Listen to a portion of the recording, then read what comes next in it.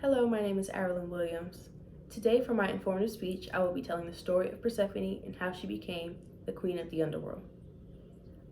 For context, I picked this topic because I listened to the musical Hades Town a while ago and got interested in Greek mythology and wanted to learn more about the characters.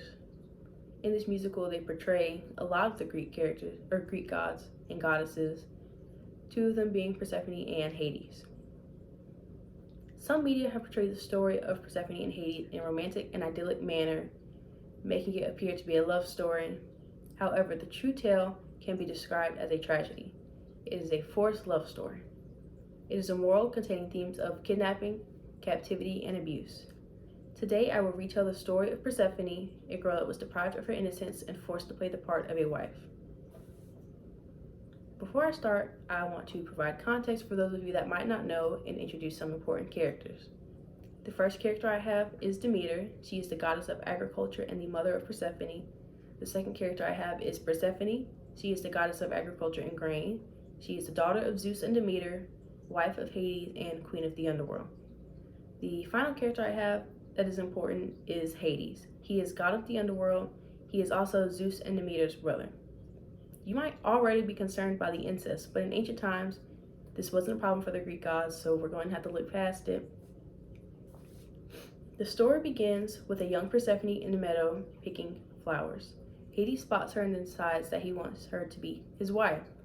It's basically just love at first sight, a little creepier though. He then plots with Persephone's father, Zeus, to abduct her. To go through with his plan, Zeus decides to work with the goddess Gaia to plant a flower that would lure Persephone. Persephone spots this yellow narcissus flower. She asks the people around her to come with her, but they couldn't leave the water or else they would die, so she goes alone to pick this flower. When she picks this flower, it creates a hole in which expands into a big split in the earth underneath her. She falls into this rift in the earth and descends into the underworld where Hades traps her to be his wife. While Persephone is in the underworld, her mother begins to look for her. She starts to become filled with sorrow and rage when she cannot find her. While she's looking for Persephone, she gets distracted from her goddess duties and the vegetation starts to die. She then causes a drought, which creates famine for all. Animals die, people die, everything just gets completely bad. Zeus tries to get her to stop this drought and compromise with her, to which she then says she just wants Hades to release her daughter. Zeus then tries to work with Hades to release Persephone, but Hades has some tricks up his sleeve. So he decides to, in some accounts, Hades gives Persephone a pomegranate seeds. In other accounts, Persephone runs into the pomegranate and just chooses to eat them. Other accounts, Hades forces her to eat them. It's different, but the conclusion is that Persephone eats pomegranate seeds while she's in the underworld, which curses her to have to remain in the underworld. A compromise is then made. 1/3 of the year, Persephone would spend with Hades in the underworld. The rest of the year, she would remain with her mother on Earth. In the portion of the year that she spent in the underworld, her mother Demeter would make Earth infertile and without crops. The portion of the year that Persephone spent with her mother represents the growth of vegetation.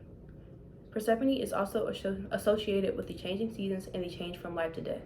This is because she travels through the two realms of life and death, the underworld and then Earth, or Mount Olympus, whatever. And then